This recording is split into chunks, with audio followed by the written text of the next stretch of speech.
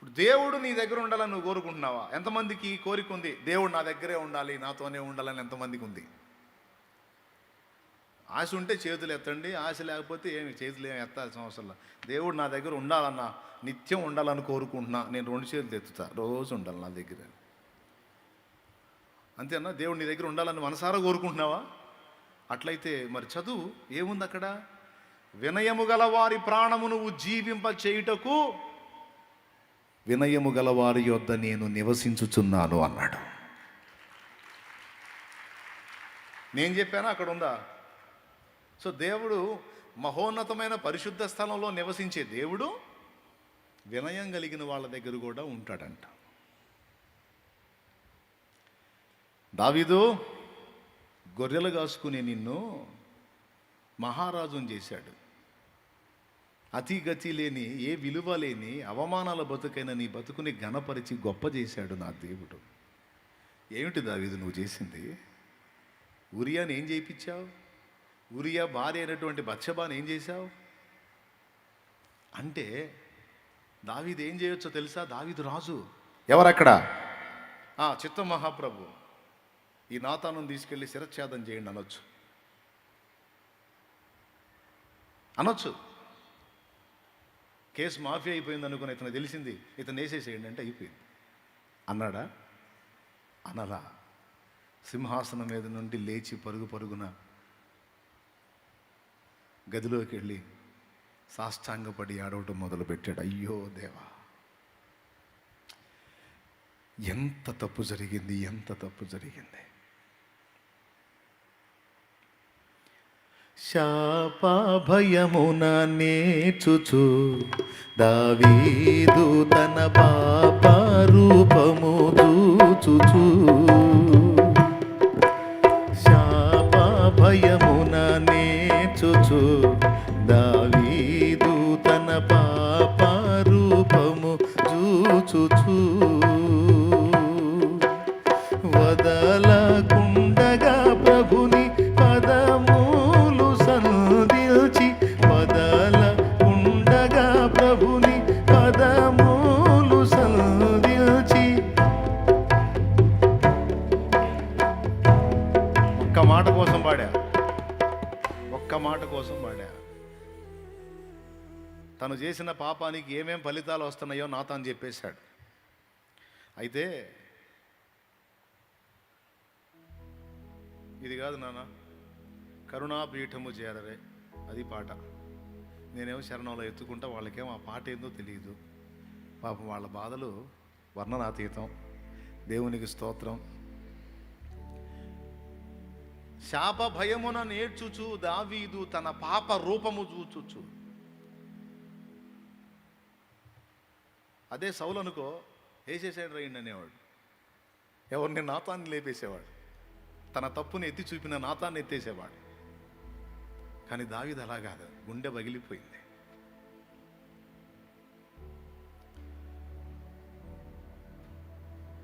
ఏమండి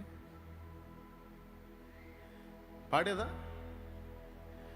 శాప భయమున నేర్చుచు దావీదు తన పాప రూపము చూచుచు, తాపముతో పశ్చాత్తాపముతో ప్రభుని ప్రాపు గోరగని క్షమాపణనొందిన,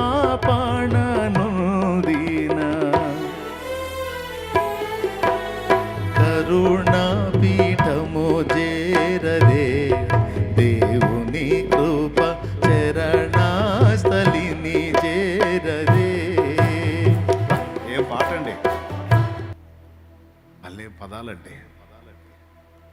ఎప్పుడన్నా నీ పాప రూపాన్ని నువ్వు చూసుకున్నావా?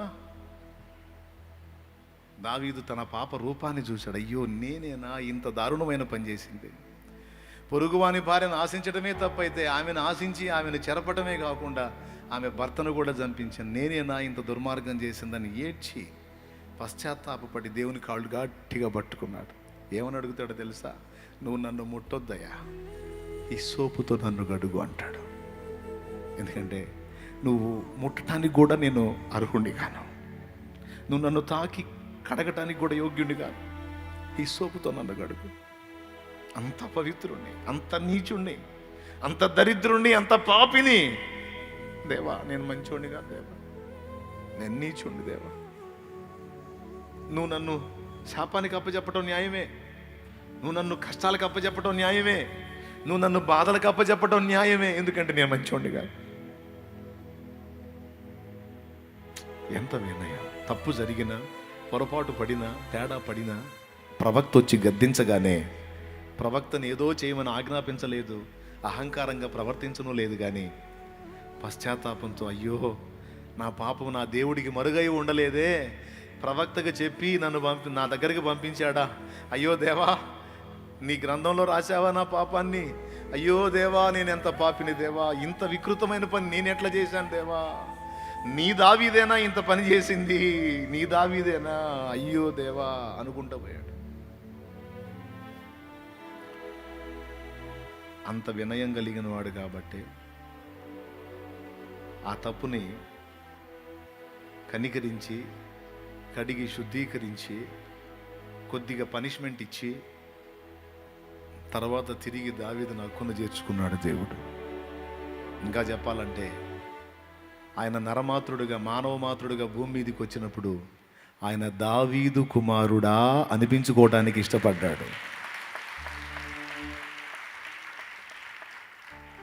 ఎందుకని దావీదు కుమారుడా అనిపించుకోవడానికి ఇష్టపడ్డాడు?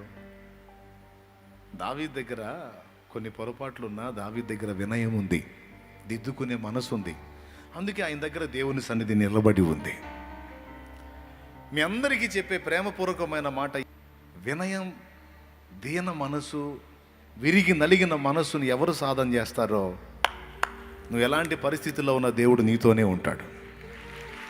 దేవుడు నీతోనే ఉంటాడు. కానీ గర్వం పనికిరాదు, అహంకారం పనికిరాదు. కొంతమందికి బాగా టెంపర్ ఎక్కినప్పుడు చూడాలా మనం, అమ్మ అట్లా కదా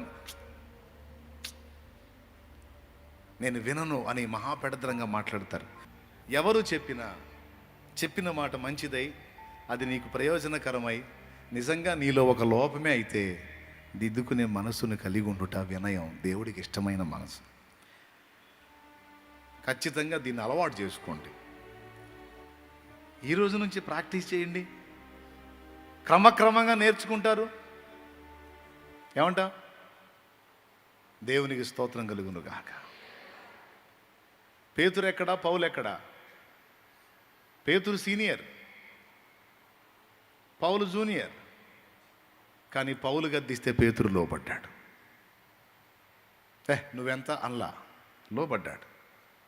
కాబట్టి మీకైనా, నాకైనా, ఆ దైవ జనాంగానికైనా, ఈ లైవ్లో వినేవాళ్ళకైనా, ఎవరికైనా సరే గుర్తుపెట్టుకోండి, అన్నీ నాకు తెలుసని అహంకారాన్ని చూపొద్దు. బుద్ధి చెప్ప పూనుకున్న వాళ్ళని గద్దింప పూనుకున్న వాళ్ళని, సరిచేయడానికి పూనుకున్న వాళ్ళని అడ్డగించొద్దు. వాళ్ళని స్వాగతించండి, దిద్దుకోండి, ఆశీర్వదించబడతారు. దేవుడు మీ దగ్గర ఉంటాడు అంతే. ఎందుకంటే ఆయన ఒకటి అనుకుంటాడు, నా బిడ్డకి లోపాలున్నా, కొన్ని పొరపాట్లున్నా నా బిడ్డలో అవి చూపిస్తే అవి దిద్దుకునే మనసు వాడికి ఉంది, ఆమెకుంది. కాబట్టి నేను వాళ్ళతోనే ఉంటాను. ఎటుపక్క నుంచి నేను ఏ మాట చెప్తానో సరి చేసుకుందాం అని ఎప్పుడు తమలోకి తాము చూసుకుంటూ ఉంటారు కనుక వీళ్ళు నాకు కావాలని దేవుడు మనల్ని కోరుకుంటాడు, మన దగ్గర ఉంటాడు. ఇప్పుడు ఇంకొక మాట చెప్తా. మొట్టమొదటిది, నేర్చుకునే బుద్ధిని సాధన చేయండి, లోపాలను దిద్దుకునే మనసును సాధన చేయండి, వినయము కలిగి ఉండండి, లోబడే మనస్సు కలిగి ఉండండి. దేవునికి బుద్ధి చెప్పబోనుకున్న వారికి దేవుడు మీతో ఉంటాడని చెప్పా. రెండవది, ప్రార్థన విషయంలో యాకోబు రాసిన పత్రిక 5వ అధ్యాయము 14-15 వచనాలు చూడండి. మీలో ఎవడైనా రోగి అయి ఉన్నాడా, అతడు సంఘపు పెద్దలను పిలిపింపవలెను. వారు ప్రభువు నామమున అతనికి నూనె రాసి అతని కొరకు ప్రార్థన చేయవలెను. విశ్వాస సహితమైన ప్రార్థన ఆ రోగిని స్వస్థపరచును. ఒక మాట నేను మిమ్మల్ని అడుగుతాను. ఈ కూటమే కావచ్చు, ఏ కూటమైనా కావచ్చు,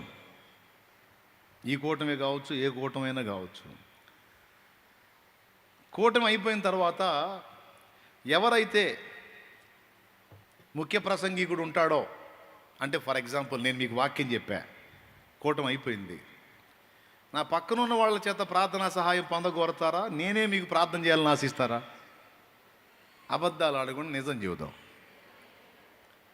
నేను చేతులు ఉంచాలని మీరు ఆశిస్తారు. ఓకే, ఆశీర్వాదం కోసం దైవజనుడు చేతులు ఉంచితే మనకు దీవెన, ఒక ఫీలింగ్ అది, అవునా? మీలో రోగులు ఎవరన్నా ఉన్నారనుకో, రోగుల్ని ఖచ్చితంగా నా దగ్గరే తేవడానికి ట్రై చేస్తారు. ఎట్లనన్నా నేను ఇక్కడ ఫైనల్ నిలబెట్టి అందరినీ ప్రార్థన చేపిస్తూ ఉంటే ఈ ప్రార్థన ఇక్కడ పడేసి అటుపక్కకు వచ్చి ఉంటారు, వెనక ఈ పక్క నుంచి వస్తాడని. ఎవడు?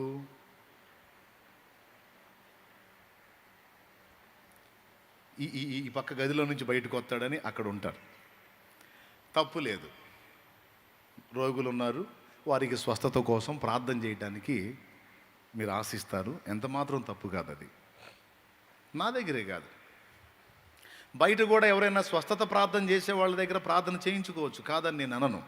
కానీ ఒక్కటి, దేవుని వాక్యం ఏం చెబుతుంది, మనం ఏం చేస్తున్నాం అనే దాన్ని మనం పరిశీలించాలి. ఇప్పుడు మన కళ్ళు దిశాయించవు, కొంతమందిని చూసినప్పుడు మన కళ్ళు దిశాయించవు, కొంతమంది మన కంటికి దిశాయించరు. అంటే మనకి అంత గౌరవనీయంగా అనిపించరు, వీళ్ళదేముంది అనిపిస్తుంది. కానీ వాక్యం ఏం చెబుతుందో చాలామంది పట్టించుకోవట్లా, పిచ్చోళ్ళు. మిమ్మల్ని కాదు, వాక్యాన్ని పట్టించుకొని పిచ్చోళ్ళు. చెప్తా ఏంటో. అక్కడ ఏం రాసింది నాన్న, మళ్ళీ ఒక్కసారి మీరు మీ బైబిల్లో తీసి చదవండి ఏముందో. యాకోబు రాసిన పత్రిక 4వ అధ్యాయం 14వ వచనం. మీలో ఎవడైనా రోగి అయి ఉన్నాడా? అతడు సంఘపు పెద్దలను పిలిపింపవలెను, వారు ప్రభువు నామమున అతనికి నూనె రాచి అతని కొరకు ప్రార్థన చేయవలెను. రైట్. ఇక్కడ ఎక్కడన్నా మీకు వాక్యం చెప్పిన మెయిన్ స్పీకర్ ఎవరైతే ఉన్నాడో అతడిని పట్టుకోండి, వాడి గోడలు ఊడిపోయేటట్టు చేతులు లాగండి అని ఏమన్నా చెప్పాడా? చెప్పలా. ఏం చెప్పాడంటే వాక్యానుసారంగా మీలో ఎవరైనాను రోగి అయి ఉన్న ఎడలా, బాగా ఫస్ట్ నుంచి ఒకడి చేతులకే అలవాటు అయిపోయి అసలు వాక్యాన్ని వదిలేశారు మనోళ్ళు. ఫస్ట్ పాయింట్ ఏంటి, ఎవరు చెప్పినా దిద్దుకునే మనస్సు కలిగి ఉంటే క్రైస్తవుడైనా క్రైస్తవేతరుడైనా కూడా బాగుపడతాడు. ఇప్పుడు క్రైస్తవేతరులు అంటే యేసు ప్రభుని నమ్ముకోనోళ్ళు, వాళ్ళు ఎందుకు చెడిపోతున్నారు? నమ్ముకున్న మనం చెబుతున్నాం, ఒరే బాబా దారి కాదు ఇది దారి అని చెబుతున్నాం, వాడు వింటున్నాడా? వింటల్లా. వినప్పుడు ఏమైపోతాడు? కర్మగాలిద్ది. ఫస్ట్ పాయింట్ అయిపోయింది, వినయం. రెండో పాయింట్, ప్రార్థన ఎవరు చేయాలి? ప్రార్థన ఎవరు చేయాలి?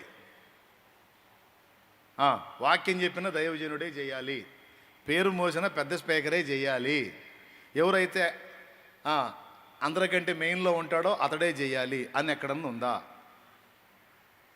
ఉంటే ఒక వచనం చూపించండి, నేను కూడా నేర్చుకుంటా. కానీ వాక్యం ఏం చెబుతుంది? ఇప్పుడేగా మనం ఏదన్నా లోపం ఉంటే దిద్దుకోవాలనుకున్నాం. చూడండి, ఇప్పుడు మీరు అనుకోవచ్చు కొంతమంది, ఇప్పుడు మాకు ప్రార్థన చేయడానికి తప్పించుకోవడానికి మాకు ప్రార్థన చేయాల్సి వచ్చిందని తప్పించుకోవడానికి ఇవన్నీ చూపిస్తున్నావు నువ్వు అనుకోవద్దు. నేను మొండోడిని, మీకు ప్రార్థన చేయటం నాకేం పెద్ద ఇబ్బంది ఏం కాదు. కానీ వాక్యం ఏం చెప్తుంది? అసలు వాక్యం ఏం చెప్తుందో చూద్దాం. మీరు మీ పాపములు ఒకరితోనొకరు ఒప్పుకోండి, మీరు స్వస్థత పొందినట్లు ఒకరి కోసం ఒకరు ప్రార్థన చేయండి అన్నాడు. దానికంటే ముందు పైన, మీలో ఎవడైనాను రోగి ఉన్నాడా? అతడు సంఘపు పెద్దలను పిలిపింపవలెను, వారు వచ్చి అతనికి నూనె రాసి అతడు స్వస్థత పొందినట్లు ప్రభువు నామమున ప్రార్థన చేస్తారు. విశ్వాస సహితమైన ప్రార్థన ఒక రోగిని స్వస్థపరుచును. అతడు పాపములు చేసిన వాడైతే అతని పాపములు క్షమింపబడును. అనుందా లేదా? మరి ఏం చేస్తున్నారు మనోళ్ళు? ఫలానా దగ్గర ఫలానా ఆయన పెద్ద స్పీకరు అంటే క్యూ కడుతున్నారు ఆడికి పోయి. షాలేం రాజు అన్న బో అంటే షాలేం రాజు అనేవాడి దగ్గర క్యూ కడుతున్నామన్నారు. నేను చెప్తున్నాను, సంఘము దానికి ఒక పద్ధతి, క్రమము దేవుడు ఏర్పరిచాడు. అన్ని జనుల సంగతి పక్కన పెడితే మనం సంఘములో క్రీస్తు రక్తం చేత కడగబడినటువంటి పరిశుద్ధుల గుంపు మనకు ఒక క్రమం ఏర్పరిచాడు. వాటిలో మొట్టమొదటిది ఏంటంటే, నాతో పాటు సహా కాపర్లుగా ఉన్నవాళ్ళు ఉన్నారు, సహా సేవకులుగా ఉన్నవాళ్ళు ఉన్నారు, సహా నాయకులుగా ఉన్నవాళ్ళు ఉన్నారు. సంఘపు పెద్దలంటే నాతో కలిసి సంఘ క్షేమం కోసం ఎవరైతే పాటు పడుతున్నారో వారందరూ సంఘపు పెద్దల లిస్టులోకి వస్తారు. ఆశ్చర్యం చెప్పనా, నేను చేతులుంచితే తగ్గిద్దో లేదో తర్వాత సంగతి. వాళ్ళని పిలిపించి కానీ వాళ్ళు మీకోసం నిలబడి ప్రార్థన చేస్తే తప్పకుండా రిజల్ట్ వచ్చిద్దని నేను కాదు, వాక్యంలో చూపించా. కానీ ఎంతమందికి దిశాయించుతారు వాళ్ళు? కూటం అయిపోయిందనుకో, వాళ్ళు వస్తారనుకో ప్రార్థన చేయడానికి. సబ్బో ఇల్లు రాయో, వీళ్ళు వచ్చారు మహారాజులు, ఆయన పోయాడా, ఆడు పోతాడు, ఆమెను అనకుండా ముందే వెళ్తుంటాడు, మాయ చేసి పోతుంటాడు, మాయోడు అనుకుంటా ఉంటాడు. కనీసం డైరెక్ట్గా తిట్టుకోకపోయినా మనసునే సరే చాలేమన్నా మావులు మాయ కదమ్మా, మనం ఇటు కళ్ళు మూసి ప్రార్థనలో ఉంచుతాడు, అటు పడిపోతా ఉంటాడు. నేను ఇప్పుడు ఇంతసేపు మాట్లాడినోడిని, ఇంతగా ప్రయాసపడ్డోడిని 10 మంది మీద చేతులుంచి ఆశీర్వదించడం పెద్ద చాకిరా నాకు? ఒక్కసారి చెప్పండి, చాకిరా కాదండి. ఇంత చేసినోడిని ఆ కొంచెం చేయటం నాకేం ఇబ్బంది కాదు. కానీ మిమ్మల్ని మిగతా సేవకులకు అలవాటు చేయాలన్నది వాక్యానుసారం. నేను మీ మీద చేతులుంచితే వచ్చే ఫలం కంటే కూడా నా సహోదరులు, నా తోటి సహదాసులు నూనె రాసి మీకు చేసే ప్రార్థనకు ఎక్కువ ఫలం ఉందని మీరు గ్రహించాలని, ఆ సాక్ష్యాలు తీసుకొని రావాలని నా ఆశ. ఇప్పుడు నేను మీ మీద చేతులు ఉంచితే ఘనత ఎవరికి? నాకు ఘనత. మీ మీద చేతులు ఉంచటం నాకు ఘనత. కానీ నేను అది కూడా లక్ష్య పెట్టకుండా మీరు స్వస్థత పొందినట్లేదుగో వాళ్ళు మీ మీద చేతులు ఉంచుతారు. మీరు తండ్రి సన్నిధికి సంబంధించిన విశ్వాసులైతే, మీరు ఎక్కడున్నా, ఏ ఊర్లో ఉన్నా, ఏ ప్రాంతంలో ఉన్నా, మీరు ఒకవేళ కదలలేని స్థితిలో పడిపోయి ఉంటే ఒక్క మాట ఫోన్ చేస్తే సేవకులు మీకోసం వచ్చి ప్రార్థన చేయడానికి కొంతమంది అందుబాటులో ఉన్నారు.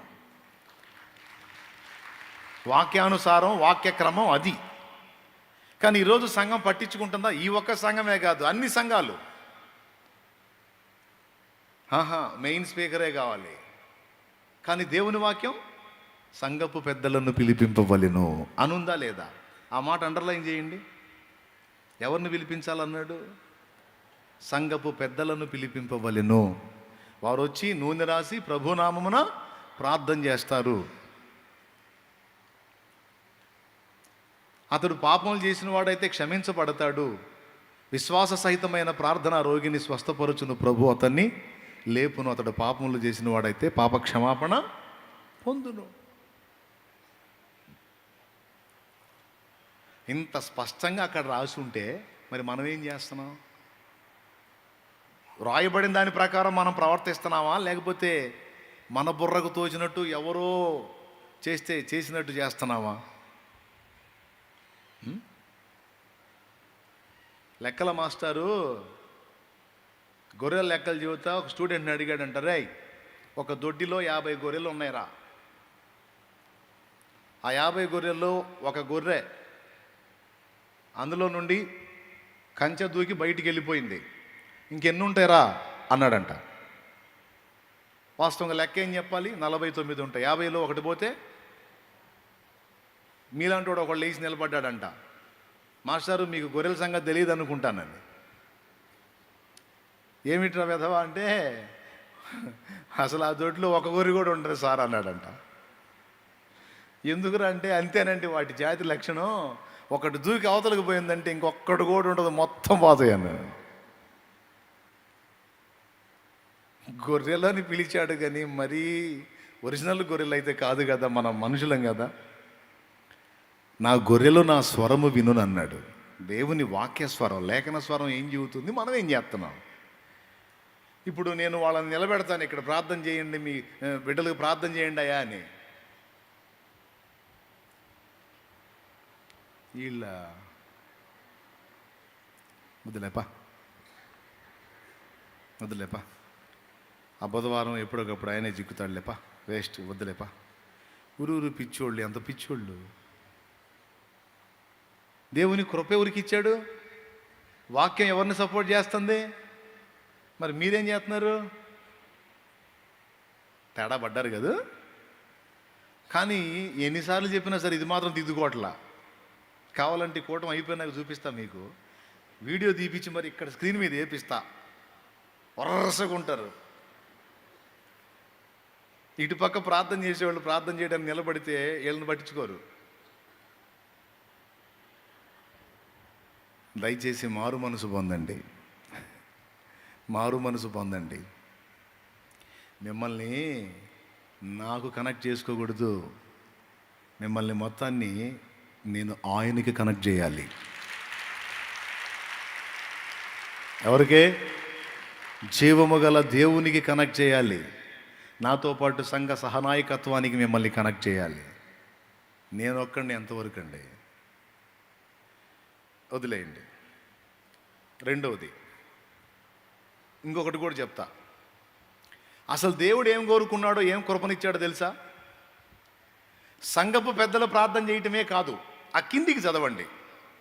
మీరు ప్రార్థన చేసినా స్వస్థత వచ్చిద్ది అన్నాడు అక్కడ. 16వ వచనం. మీరు ప్రార్థన చేసినా స్వస్థత వచ్చిద్ది. చదువు. మీ పాపములను ఒకరితోనొకడు ఒప్పుకొనుడి, మీరు స్వస్థత పొందినట్లు ఒకని కొరకు ఒకడు ప్రార్థన చేయుడి. చాలు. మీరు స్వస్థత పొందినట్లు ఒకని కొరకు ఒకడు. ఇదేం వింత! శాలేమన్నా ప్రార్థన చేయకపోయినా, సంఘములో మిగిలిన సేవకులు ప్రార్థన చేయకపోయినా, మనం ఒకటి కోసం ఒకటి మన ప్రార్థన ఎందుకు ఇంటళ్లే. వాళ్ళంటే సేవకులు, అచ్చంగా అదే పనిలో ఉన్నోళ్ళు. మనం పొద్దున పోతే సాయంత్రం దాకా ఆ పని ఈ పని చేసుకొని ఇంటికి వచ్చి సరిగా ప్రార్థనే సరిగా చేసుకోం మనం. వాళ్ళేడా మనమేడా అనిపించిద్దా లేదా నీ మనసుకి? నీకు నేను ఎవరన్నా అన్నావు ప్రార్థన చేయంటే ముందేం చేస్తావు? ఒక వెహికల్ నవ్వుతావు. నాకు కొంచెం ప్రార్థన చేయవా, నాకు బాగలేదు అని ఎవరైనా అడిగా అనుకో అంటావు. ఏందన్నా నవ్వామంటే, నేను ప్రార్థన చేసేది పిచ్చిదానా? నేనేమన్నా పాస్టర్నా? నేను ప్రార్థన చేస్తే ఎందుకు తగ్గిద్ది? శాలేమన్న చేయాలా? ఎవరు చేయాలా? శాలేమన్న చేయాలా, అప్పుడు తగ్గిద్ది. ఎంత పిచ్చోళ్ళు అండి. ఇక్కడేం రాసింది? మీరు స్వస్థత పొందినట్లు ఒకని కొరకు ఒకడు. ఇంకొక వచనం కూడా చూపిస్తా. మార్కు సువార్త 16వ అధ్యాయం 17వ వచనం ఒక్కసారి తీయండి. నేర్చుకోండి. మార్కు సువార్త 16వ అధ్యాయం 17వ వచనం. నమ్మిన వారి వలన ఈ సూచక క్రియలు కనబడును. యేసు ప్రభు నిజమైన దేవుడని ఎంతమంది నమ్ముతున్నారో చేతులు ఎత్తండి. యేసు ప్రభు నిజమైన దేవుడు, రైట్. ఆయన నా పాపముల కొరకు చనిపోయి తిరిగి లేచాడు. నేను ఆయన యందు విశ్వాసం ఉంచి బాప్తిసం పొందాను అన్నోళ్ళు చేతులు ఎత్తండి. పొందారా? ఇప్పుడు మీరందరూ ఏ లిస్టులోకి వస్తారంటే, ఆయన్ని నమ్మిన వారి లిస్టులోకి వస్తారు. నమ్మితేనేగా ఇప్పుడు 3 సార్లు చేతులు ఎత్తింది, బాప్తిసం పొందింది, రైట్. బాప్తిస్మం పొంది తమ నమ్మకత్వాన్ని రుజువు చేసుకున్న వాళ్ళ ద్వారా ఏమేం జరుగుతాయో చూడు. ఏవనగా, నమ్మిన వారి వలన, నమ్మి బాప్తిస్మం పొందిన వారి వలన. అక్కాయ్ అయిపోయింది, అక్కాయ్ లే. దేవునికి స్తోత్రం. ఇంత కష్టపడి చూస్తుంటే ఉపయోగపడే సంగతి. మీరేది అడుగు చూస్తున్నారు ఏంది? ఎవరు కనపడ్డారు మీకు? ఆ అక్క ఎవరు? నాకే కనపడేది, మీకెందుకు? మీకే తెగ కనపడ్డాడు. వినండి, ఎక్కడొచ్చి ఆగాం? అదే నువ్వు చెప్పిన దగ్గరికి వచ్చి ఆగాం. నమ్మిన వారి వలన ఈ సూచక్రియలు కనబడును. అవేవనగా నా నామమున దయ్యములను వెళ్ళగొట్టుదురు. ఏమండి, ఇప్పుడు దయ్యాలు వెళ్ళగొట్టేదానికి ఒక పాస్టరు. ఆ పాస్టర్ పని ఏందో తెలుసా? ఎనీ టైం ఆ దయ్యాలు ఎగరా అచ్చంగా. ఇప్పుడు దీనికోసం పాస్టర్లు లేచారు. ఇప్పుడు ఈ పాస్టర్ల పని యాడికన్నా పోని దయ్యాలు వెళ్ళగొట్టడమే. దానికోసం కొంతమంది పాస్టర్లు లేచారు. అచ్చంగా వీళ్ళ పరిచర్య ఏంటంటే దయ్యాలను వెళ్ళగొట్టడం. నాకు అర్థం కాదు, ఇప్పుడు ఈ దయ్యాలు వెళ్ళగొట్టేదానికి లేచిన నలుగురు ఐదుగురేనా? ఇంకా మిగిలిన వాళ్ళ దయ్యాలు పోవా? ఇక్కడ ఎంతమంది ఉన్నారో ఇంతమందిలో రక్షణ పొందిన వాళ్ళు ఎంతమందో, మారు మనసు పొంది బాప్తిస్మం పొంది ప్రభువుని సేవిస్తున్న వాళ్ళు ఎంతమందో, వాళ్ళందరూ కూడా గద్దించినప్పుడు దయ్యం పోయిద్ది. ఇది వాక్య సత్యం. షాలేం రాజాన్న గద్దిస్తే పోవటం కాదు, లేకపోతే దెయ్యాల పాస్టర్ ఎవడో ఉంటాడు, ఆ దెయ్యాల పాస్టర్ గద్దిస్తే పోవటం కాదు. నువ్వు గద్దించినా కూడా దయ్యం పోయిద్దని నేను చెప్పాలా? వాక్యం చెప్పింది చూడు. నమ్మి బాప్తీసం పొందావుగా, పొందినోళ్ళు చేతులు ఎత్తండి.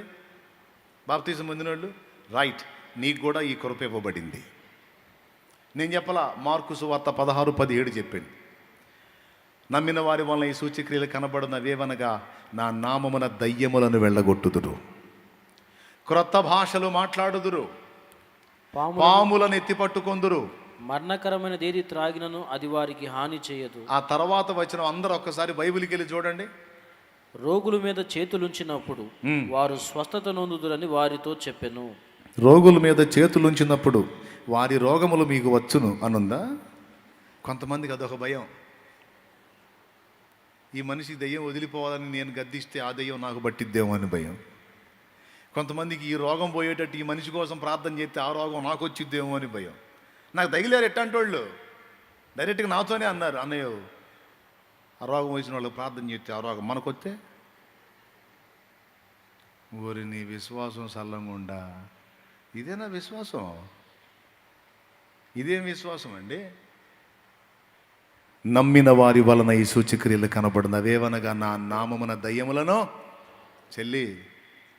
ఎవరో పాస్టర్ గారు వచ్చి గద్దిస్తే కాదురా తల్లి, నువ్వు ఆజ్ఞాపించిన దయ్యం వెళ్ళిపోయిద్దమ్మా. దేవుని అందలి ఆయన నామమందలి విశ్వాసం నీకుంటే, ఆయన నామమందలి నమ్మిక నీకుంటే అదొక్కటి చాలురా. నువ్వు గద్దిస్తే దయ్యం గడగడలాడిద్ది. ఏనాడైతే మారు మనసు పొంది బాప్తిస్మం పొంది ప్రభు బిడ్డ అయిపోయావో నీకు అధికారం వచ్చిందమ్మా, నీకు అధికారం వచ్చిందయ్యా. నువ్వు రాజాదిరాజు కొడుకువి, కూతురివి. ఆయనకున్న అధికారం నీకు ఇచ్చాడు. శత్రు బలం అంతటి మీద మీకు అధికారం ఇస్తానని మాట్లాడాడు, ఇచ్చాడు. కానీ ఎంతమందికి విశ్వాసం ఉంది? వాక్యం ఎలా చెప్తుంటే జనం ఎలా చేస్తున్నారు, మీరు ఎలా చేస్తున్నారు? అంతటితో అయిపోయిందా? రోగుల మీద మీరు చేతులుంచినప్పుడు వారు స్వస్థత నొందెదరు అని రాస్తుంది. రోగుల మీద మీరు చేతులుంచినప్పుడు స్వస్థత కలిగిద్దని రాస్తుంది. ఎవరు చేతులుంచినప్పుడు? షాలేమన్న ఉంచినప్పుడు అని ఉందా? లేకపోతే ఇంకొక అన్నయ్య ఉన్నప్పుడు అన్నయ్య చేతులుంచినప్పుడు అని ఉందా? పాస్టర్లు మాత్రమే అని రాశాడు అక్కడ. మీకు దండం పెడతా చెప్పండి, పాస్టర్లు మాత్రమే చేతులుంచినప్పుడు రోగాలు తగ్గుతాయని రాసుందా? మరేముంది? మీరు అనగా నమ్మినవారు. అసలు అందరము ఆ సత్యాన్ని గుర్తెరగాలని దేవుడు కోరుకుంటున్నాడు. కొడితే గట్టిగా.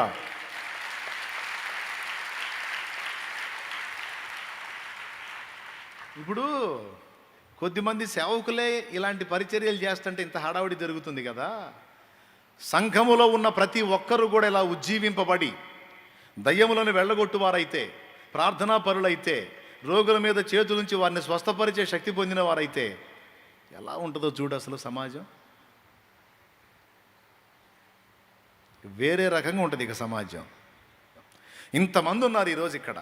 ఇంతమంది మీకు ఇవ్వబడిన అధికారాన్ని మీరు గుర్తెరిగి ఆ అధికారాన్ని వాడకంలో పెడితే, నీ ఇరుగు పొరుగులను నీవే సంధిస్తే, వాళ్ళ కోసం నీవే ప్రార్థించి వాళ్ళ ఎదుట దేవుని కార్యాలు జరిగించి వాళ్ళ ఆత్మను రక్షిస్తే ఎంత ఉజ్జీవం వచ్చిందో తెలుసా?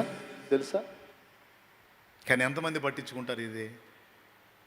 ఎంతమంది దీన్ని సీరియస్గా తీసుకుంటారు? కొంతమంది పెదవి విరుస్తారు.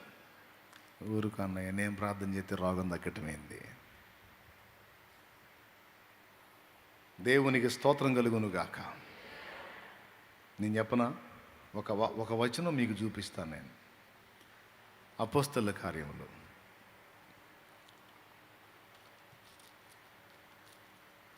మీరు ఆశ్చర్యపోయే వచనం అది. అపోస్తలుల కార్యములు 9వ అధ్యాయము.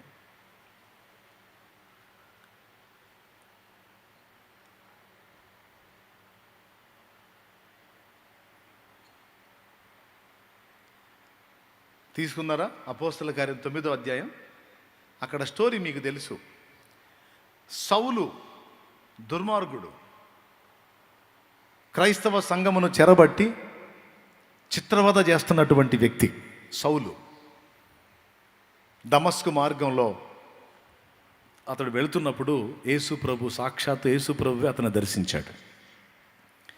ప్రభు అతనితో కనబడి మాట్లాడినంతసేపు అతని కళ్ళు పనిచేశాయి. ప్రభు ఎప్పుడైతే అంతర్ధానం అయ్యాడో అతని 2 కళ్ళు మూయబడ్డాయి. పొరల్లాంటివి కమ్మేశాయి. ఆ కళ్ళు కనపట్టల్లా. అతడు తడవలాడుతూ ఉన్నాడు. ఈ 2 కళ్ళకి పొరలు కమ్మేశాయి. అక్కడే ఉంది ఆ మాట 9లో. ఈ స్టోరీ అంతా ఉంటుంది, ఇంటికి పోయినాక చదువుకుందరు. కానీ అంటే కంటికి జబ్బు వచ్చేసింది 2 కళ్ళకి. ఎందుకంటే డైరెక్ట్గా ప్రభువుని చూశాడు. ఆ కళ్ళకి శక్తి చాలా, పేషెంట్ అయ్యాడు, కంటి జబ్బు వచ్చేసింది. అతడు యూదా అనే వాని ఇంటికి వెళ్ళాడు. తార్సు వాడైన సౌలు దమస్కులో తిన్ననిది అనబడిన వీధిలో ఉన్న యూదా అనే వాని ఇంటికి చేరాడు. మీకు తెలుసా, ఆ సౌలే తర్వాత పౌలు. ఆ పౌలే పెద్ద సేవకుడు, అపోస్తలుడు. ఒక పెద్ద సేవకుడు, బోధకుడు, ప్రవక్త, సువార్తికుడు, అపోస్తలుడు, టాప్ 1 అపోస్తలుడు. అలాంటి అపోస్తలుడికి స్వస్థత ప్రార్థన చేసింది ఎవరో తెలుసా? ఒక సామాన్య విశ్వాసి. యా, లేదా? ఉందా? ఏబాయ్, ఉందా లేదా? అలాంటి అపోస్తలునికి, అలాంటి ప్రవక్తకి స్వస్థత ప్రార్థన చేసింది ఎవరు? అననీయ అని పిలుస్తాడు ప్రభు. దర్శనమందు చిత్తము ప్రభు నేనున్నానంటాడు. నీవు లేచి తిన్ననిదనబడిన వీధికి వెళ్ళి యోదాను వాని ఇంట తారుసువాడైన సౌలుని గురించి విచారించు.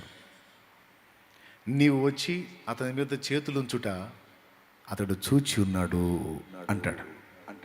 అంటే నీతో మాట్లాడినట్టే నేను అతనితో కూడా మాట్లాడాను. నువ్వు వచ్చి అతని మీద చేతులుంచి అతన్ని స్వస్థపరచటం అతడికి దర్శనంలో చూపించాను నేను. నువ్వు వెళ్ళి అతని మీద చేతులుంచు, నేను స్వస్థపరుస్తాను అన్నా. నాకు ఆశ్చర్యం అండి. ఆయన కాబోయే అపోస్తలుడు, కాబోయే ప్రవక్త, గొప్ప కాపరి, గొప్ప సేవకుడు. బైబిల్ గ్రంథంలో ఆయన పుస్తకాలు అందరి పుస్తకాల కంటే ఎక్కువ ఉండబోతున్నాయి.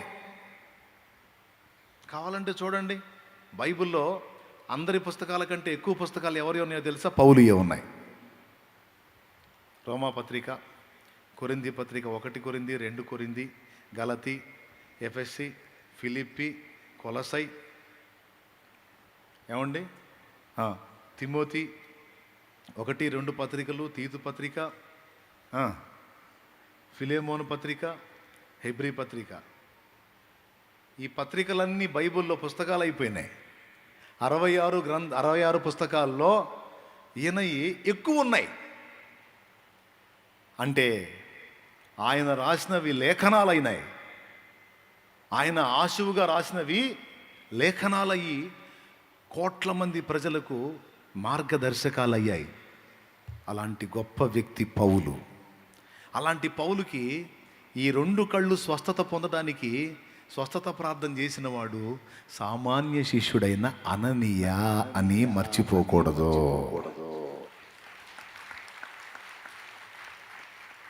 వాస్తవంగా మనం సహజంగా ఏమనుకుంటాం? అననీయ లాంటోడికి పౌలు ప్రార్థన చేయాలనుకుంటాం. అననీయ లాంటోడికి పౌలు ప్రార్థన చేయాలనుకుంటాం. కానీ రివర్సు, పౌలంతటి వాడికి అననీయ ప్రార్థన చేశాడు, స్వస్థత వచ్చింది.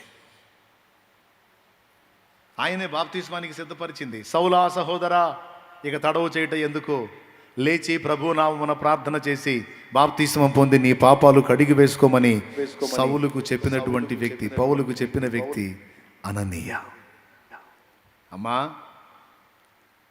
పిచ్చి తల్లి, నీకెంత కృపిచ్చాడమ్మా దేవుడు, నీ గుర్తుపట్టావా? అయ్యా తమ్ముడు, నీకెంత కృపిచ్చాడో గుర్తుపట్టావా?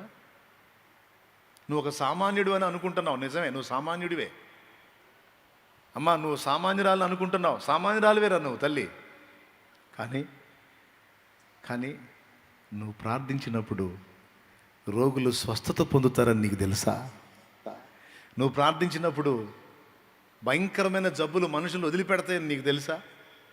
ఇదిగో సాక్ష్యం. ఎవరు చెప్పారు తల్లి నీకు అధికారం లేదని? ఎవరు చెప్పారు నాయన నీకు అధికారం లేదని? సంఘాలన్నీ ఇలా విశ్వాసుల్ని బలహీనపరిచి ఎందుకు పనికి రాకుండా రావటం కూర్చోవటం వెంటం పోవటం, రావటం కూర్చోవటం వెంటం పోవటం, రావటం కూర్చోవటం వెంటం పోవటం, ఏదన్నా సందా ఉంటే అందులో వేయటం, ఇక్కడే ఆపేశారమ్మా, ఇక్కడే ఆపేశారు. అంతేనా భక్తి తల్లి? అంతేనా నాయన? అంతవరకేనా? ఇంకేం లేదా? మనమందరము ఆత్మల సంపాదకులం కావాలి.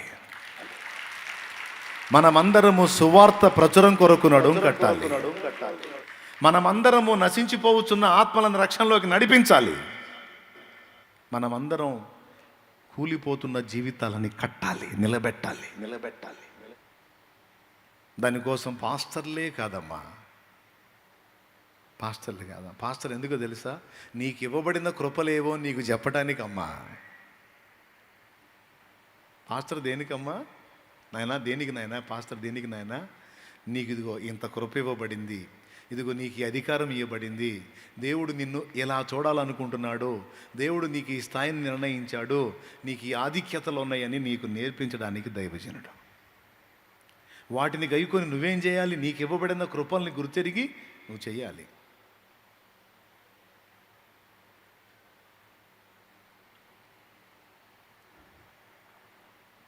రెండు కళ్ళు లేని అందురాలు ప్రార్థన చేస్తే అద్భుతాలు జరిగినాయి ప్రియులారా, అద్భుతాలు జరిగినాయి. 2 రోజులు ప్రసవ వేదనతో బిడ్డ అడ్డం తిరిగి నొప్పులు పడుతున్న తల్లి అల్లాడిపోతుంది. ఆ బిడ్డ బతికి ముందు చిన్న ప్రాణం సంగతి, తర్వాత పెద్ద ప్రాణం ఉంటుందో పోయిద్దో అర్థం కాని స్థితిలో అల్లాడిపోతున్నారు తల్లిదండ్రులు. ఈ కళ్ళు లేని అందురాల్ని పిలిపిస్తే వచ్చి ప్రార్థన చేసింది ప్రభువా. ఆమె విశ్వాసి.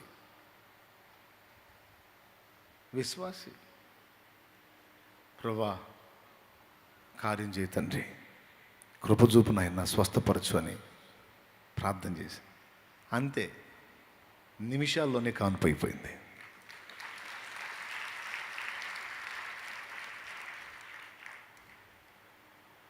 మరి దీన్ని ఏమంటారు? సామాన్య విశ్వాసి. నాకు తెలిసిన ఒక చెల్లికి వివాహమై దాదాపు 7 నుంచి 10 సంవత్సరాలు అయింది, పెళ్ళై, పిల్లలు లేరు. వాళ్ళ అత్తగారు ఆ అమ్మాయితో డైరెక్ట్గా మాట్లాడుతుందంట, నిన్ను ఎట్టనైనా వదిలించుకుంటాం, నువ్వు గొడ్డుబోతు దానివి, నా కొడుక్కి ఇంకొక అమ్మాయిని ఇచ్చి పెళ్లి చేస్తా అని డైరెక్ట్గా మాట్లాడిందంట. తన ఇరుగు పొరుగునున్న క్రైస్తవ విశ్వాసులకి ఈ సంగతి చెప్పి ఏడ్చింది. అప్పుడు వాళ్ళు ఒక సోదరి విని మిగిలిన సిస్టర్స్తో మాట్లాడింది.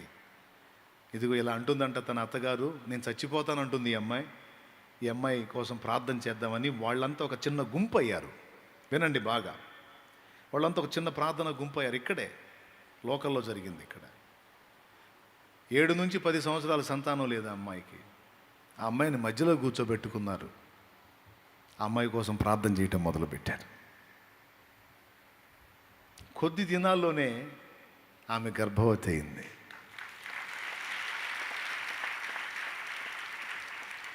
అన్ని సంవత్సరాలు జరగని కార్యం విశ్వాసులే. దానికి ఎవరో పెద్ద సేవకుడు వచ్చి చేసింది లేదు. ఎందుకంటే వాళ్ళు అన్యులు, రానీరు, చర్చికి రానీరు. కాబట్టి అక్కడున్న నలుగురు విశ్వాసులే కూడబలుకొని మధ్యలో కూర్చోబెట్టుకొని ప్రార్థన చేశారు. నా దగ్గరికి ఓ చెల్లి వచ్చింది, ఇక్కడ గడ్డతో వచ్చింది. ఇక్కడ రోజు కూర్చొని ప్రార్థన చేస్తారు విశ్వాసులు, ప్రార్థన గుంపు. అన్న నాకు ఇక్కడ గడ్డ వస్తుందన్నా, ఇక్కడ వచ్చిందన్నా, ఇదేమైద్దు అని అనుకుంటూ వచ్చింది. నన్ను ప్రార్థన చేయమంది. నేను చెప్పినట్టు చేస్తావా, తగ్గిపోయిద్దని చెప్పా. చెప్పన్నా చేస్తాను, నేను ప్రార్థన చేస్తా, ఇబ్బంది లేదు, అది కాదు. అదిగో ప్రార్థన చేస్తున్నారు చూడు, వాళ్ళ దగ్గర రోజు ఒక బిడ్డ చేత ప్రార్థన చేయించుకో అని చెప్పారు. ఆ రౌండ్లోకి వెళ్ళు, కూర్చో, వాళ్ళ చేత ప్రార్థన చేయించు, రోజు ఒకరి చేత నూనె రాసి ప్రార్థన చేయించని చెప్పి 7 దినాలు నూనె రాసి ప్రార్థన చేశారు. రోజుకి ఒక విశ్వాసి కాడికి. విశ్వాసులే. మన కార్యాలు మనం చేసేవన్నీ కూడా వాళ్ళ చేతనే. మరి అదే 7వ రోజుకి గడ్డ లేదు, ఏం లేదు.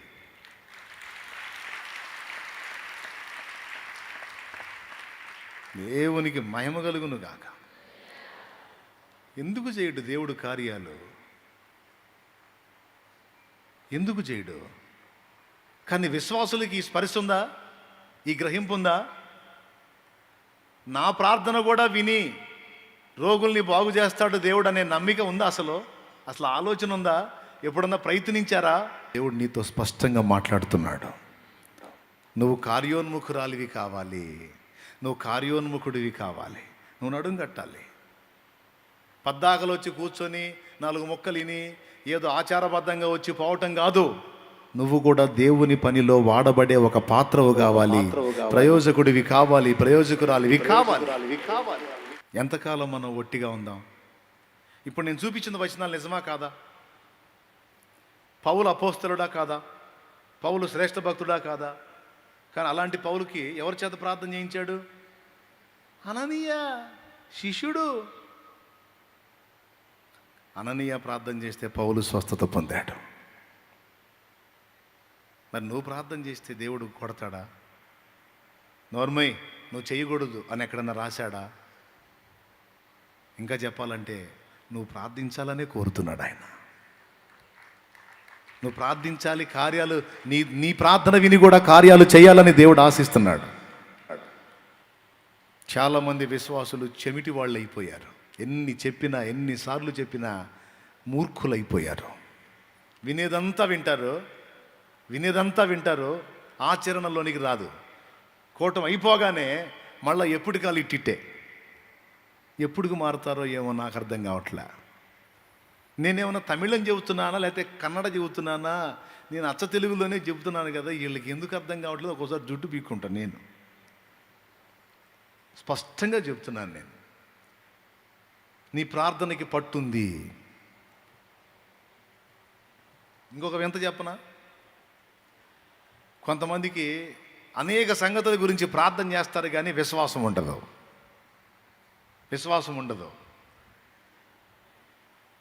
ఈ మాట కూడా గుర్తుపెట్టుకో నువ్వు. నేను చెప్తున్నా, అన్నయ్య నేను ప్రార్థన చేస్తే గాలిలే కానీ నువ్వు చేయన్నయ్య, నువ్వు చేతి తింటాడన్నయ్య, ఏసై తింటాడన్నయ్య అంటే నీ ప్రార్థన ఎందుకు వినడమ్మా? అటు గాలి అన్నయ్య చేయన్నయ్య.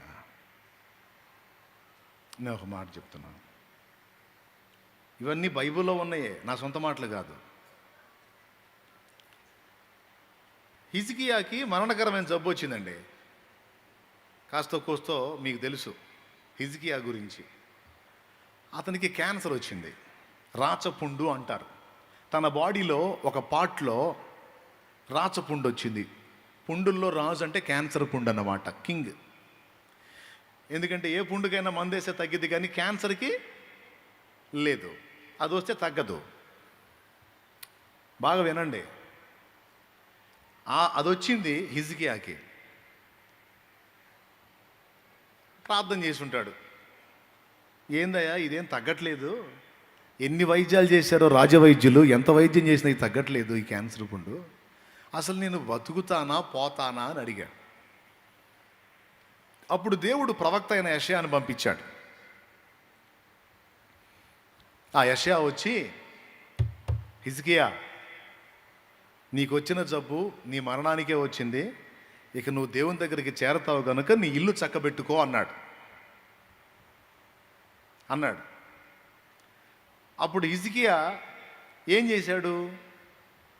అయ్యా ప్రవక్త గారు, యెషయా గారు అలా అన్నవాకండి, స్వస్థత ప్రార్థన చేయండి అయ్యగారు, చేయండి అయ్యగారు అని ప్రార్థన చేయించుకున్నాడా? మీకు దండం పెడితే చెప్పండి, ఎక్కడుంది ఆ మాట?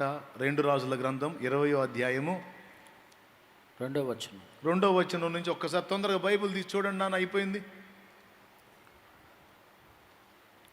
అతడు తన ముఖము గోడ తట్టు త్రిప్పుకొని, మీకు అనవసరమైన సోది ఏం చెప్పట్లా, నేను చాలా విలువైన సమాచారాన్ని మీకు అందిస్తున్నా.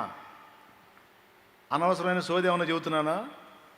అవసరమైన మాట నేను చెబుతున్నా. మీరు తయారు కావాలి, నాకు అదే కావాలి. అతడు తన ముఖము గోడ తట్టు త్రిప్పుకొని, ఒక నిమిషం మళ్ళీ చదువునానా పైనుంచి.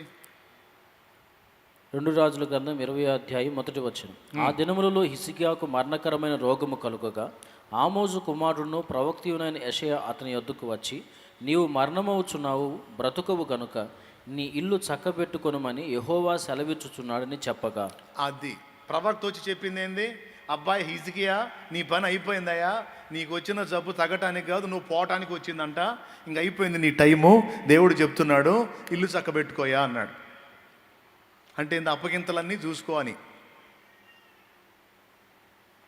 అప్పుడు హిజ్కియా ఏం చేయాలా? అదే ప్లేస్లో మీరుంటే, మనం ఉంటే ఏం చేస్తాం? అయ్యా అయ్యా అయ్యా అయ్యా పాస్టర్ గారు, అయ్యా అయ్యా అయ్యా పాస్టర్ గారు, ఆగయ్యా నీ దండం పెడతా, నీ కాళ్ళు పట్టుకుంటా, నీ కాలు మొక్కుతా, కొద్దిగా ఆగయ్యా పాస్టర్ గారు, ఆగయ్యా, సావు కబురు చల్లగా చెప్పి పోతున్నది ఏందయ్యా, అట్టగాళ్ళయ్యా నాకు తగ్గాలని ప్రార్థన చెయ్యయ్యా. ఇక నెక్స్ట్ చేసేది అదే మనం. కానీ హిజ్కియా ఏం చేశాడు తెలుసా? యెషయా వచ్చి, ప్రవక్త వచ్చి ఆ మాట చెప్పి ప్రవక్త వెళ్ళిపోతున్నాడు. హిజ్కియా ప్రవక్తను ఆపకుండా గోడ తట్టు మొహం తిప్పుకొని హిజ్కియానే ప్రార్థన చేశాడు. ప్రభువా యెహోవా, యథార్థ హృదయుడనై సత్యముతో నీ సన్నిధిని నేను ఎట్లు నడుచుకుంటునో, నీ దృష్టికి అనుకూలముగా సమస్తము నేను ఎట్లు జరిగించితునో, కృపతో జ్ఞాపకం చేసుకోనమని హిజ్కియా కన్నీళ్లు విడుచుచు యెహోవాను ప్రార్థించెను. ఏం చేశాడు?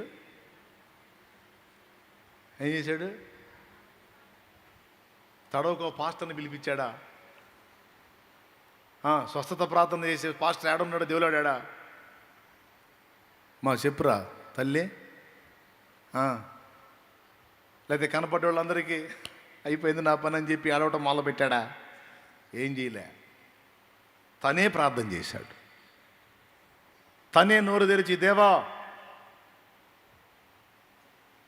ఏమిటి నా పరిస్థితి అని దేవుడికే మొరపెట్టాడు. అరే ఎంత స్పీడ్గా జవాబు వచ్చిందో తెలుసా? వచ్చి చెప్పిన ప్రవక్త పూర్తిగా రాజభవనం దాటి వెళ్ళకముందే మళ్ళా యెహోవా వాక్కు ప్రత్యక్షమైంది ప్రవక్తకి. యెషయా, చిత్తము ప్రభువా, నీవు నా ప్రజల అధిపతి అయిన హిజ్కియా యొద్దకు పో. చెప్పొచ్చానయా? నువ్వు చెప్పావుగా బతకు అని చెప్పమని చెప్పావుగా, చెప్పొచ్చా? కాదు, ఇప్పుడు ఇంకో మాట చెప్పుపో. చిత్తం చెప్పండి, ఏం చెప్పాలి? నీవు కన్నీళ్లు విడుచుట నేను చూచి తిని, నీ ప్రార్థన నేను అంగీకరించి ఉన్నాను, నేను నిన్ను బాగు చేసేదను. హిజ్కియా, ఇంకా 15 సంవత్సరముల ఆయుష్యము నీకు నేను ఇస్తానని చెప్పవయ్యా అన్నాడు.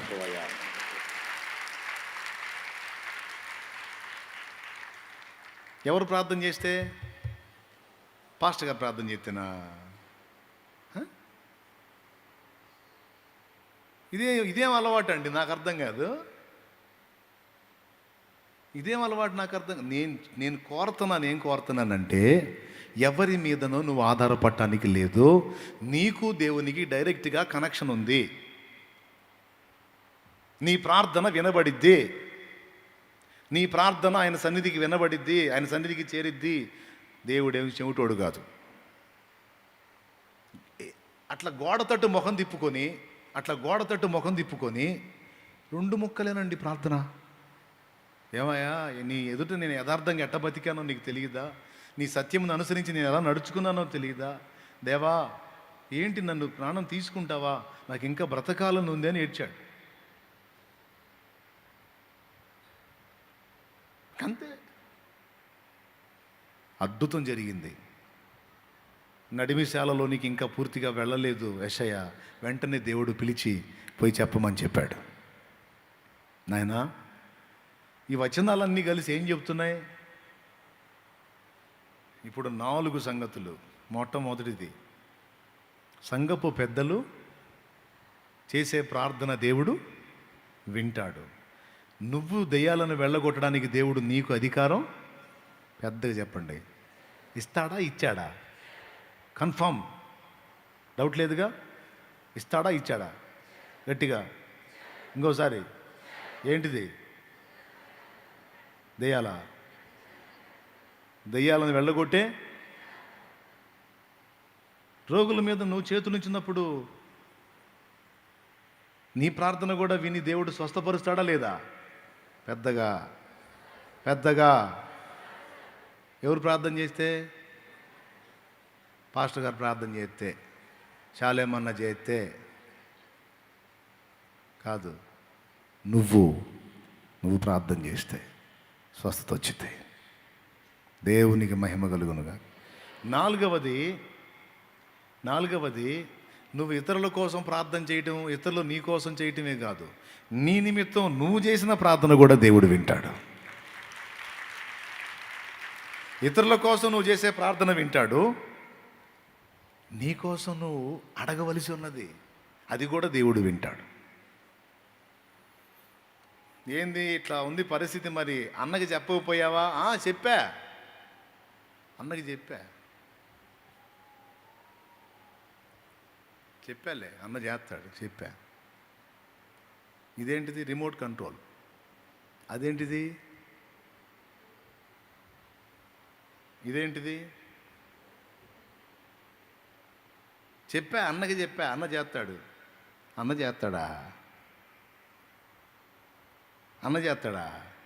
అన్న కలిపి కొడతాడు. ప్రభువా, నా బిడ్డలందరినీ దీవించు, వారికి ఉన్న రోగాలు స్వస్థపరచు, వాళ్ళ కష్టాలు తీర్చి కలిపి కొడతాడు. ఎంతమంది పేర్లు చదవాలంటే రాకడొచ్చిద్ది. పచ్చి నిజాలు మాట్లాడతానే ఉన్నదన్నాడు చెబుతా. నమ్మితే నమ్మండి, లేకపోతే లేదు. దేవునికి స్తోత్రం. నాటకాలు ఉండవేడా, ఉన్నదన్నాడు చెబుతా. ఎందుకు మళ్ళీ ఇంతమంది పేర్లు చదవాలంటే ఎంత టైం పట్టిద్దండి? అసలు ఎవరు గుర్తుంటాయి? ఈ లిస్ట్ రాయాలంటేనే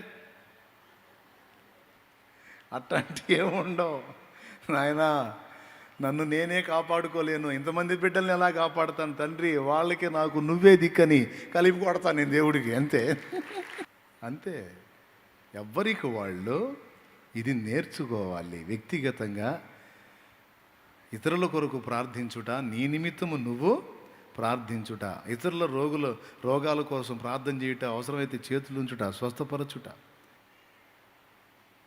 అరే నమ్మరే, ఇన్ని నేను ఇప్పుడు చెప్పినవన్నీ వచనాలు బైబిల్లో ఉన్నాయా లేవా? ఎంతమంది చూశారు? రైట్. ఇక నుంచి మీరు ఎట్ట తయారవుతారో చూడాలి. మీరు ఏ విధంగా తయారవుతారో చూడాలి. ఇదిగో, నేను మీలాంటోడినే. నేనేమి అడవుల్లోంచి రాలా. మీరు ఎలా పుట్టారో నేను అంతే పుట్టా, మీరు ఎలా పెరిగారో నేను అలానే పెరిగా. ఇప్పుడు మీరు ఎలా ఉన్నారో, నేను చొక్కా ప్యాంటే వేసుకుంటున్నాను. నేను కూడా జంక చర్మాలు, తోలు దట్టీలేం వేసుకొని నేనేమి స్పెషల్గా ఏం లేను. భక్తి జీవితం అందరికి ఒకటే. ఇప్పుడు నేను ఇలా ఉండి, మీలానే ఉండి, నేను భక్తి సాధన చేసి సమాజంలో ఒక సభ్యుడిగా కొనసాగుతూనే 10 మందికి ఆశీర్వాద కారణంగా నేను తయారైనట్టు నువ్వు కూడా తయారు కావాలి. నేనేం అడవిలోకి పోవాలా, ఊళ్ళోనే ఉన్నా. నువ్వు కూడా అడవిలో పోవాల్సిన అవసరం లేదు. ఊళ్ళో ఉండే రాజయోగిలాగా భక్తి సాధన చేయొచ్చు. నీకు వింతైన విషయం చెప్పనా? పోలీసు వాళ్ళు తెలుసు కదా మీకు, అసలు వాళ్ళ ఫీల్డ్కి భక్తికి అసలు సంబంధమే లేదు. కానీ నాకు తెలిసిన కొంతమంది బిడ్డలు ఉన్నారు పోలీస్ డిపార్ట్మెంట్లో, గొప్ప సేవకులు ఉన్నారు. తెలుసా మీకు? గొప్ప సేవకులు ఉన్నారు పోలీస్ డిపార్ట్మెంట్లో, జాబ్ చేసుకుంటూ సేవ చేస్తున్నారు. భక్తులు జాబ్ చేసుకుంటూ సేవ చేస్తున్నారు. వాళ్ళకి అసలు వాస్తవంగా వాళ్ళ ఫీల్డ్ ఏంది?